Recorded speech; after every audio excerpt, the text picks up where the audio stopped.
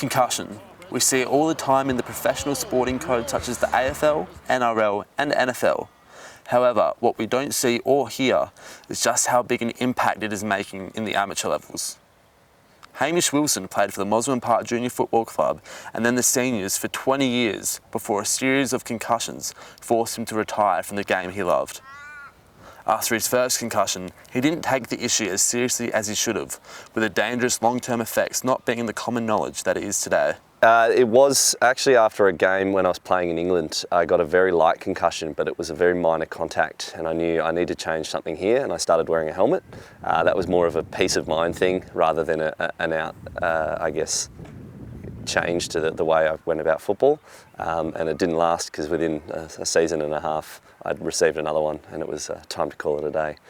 The concussions even began to affect his short-term memory, and after another concussion he experienced playing in an Aussie rules game in London, he knew he needed to take the issue more seriously. Part of the reasons for giving football away was the impact it has on myself, but also my family and my teammates.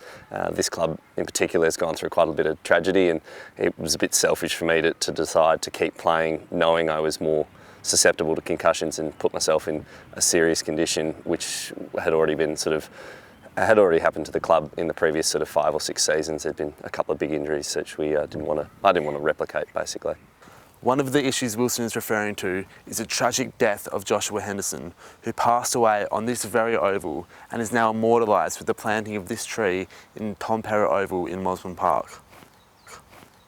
Dr. Sarah Harris specialises in the relationship between concussion and emotional well-being and warns of the dangerous long-term effects. And players suddenly having depression, they were becoming more aggressive, and unfortunately in some cases they were committing suicide. So if a player receives a concussion or a suspected concussion, the first point of call is to remove them from play. So remove them from play, and then we want to be able to assess them generally on the sideline if you're at a small community club, or otherwise if you have the luxury of having a training facility and additional medical staff, actually taking them down to the rooms and doing an assessment down in the rooms. That way they're not distracted by play, and you also don't tend to have a coach or other players kind of in your ear asking if you're ready to go back on.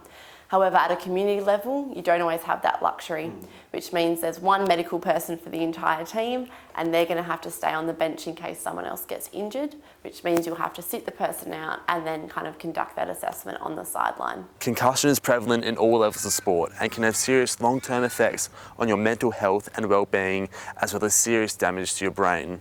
As seen in Hamish's story, you can never be too cautious when it comes to even the slightest head knocks. Alex Venturis, Notre Dame News.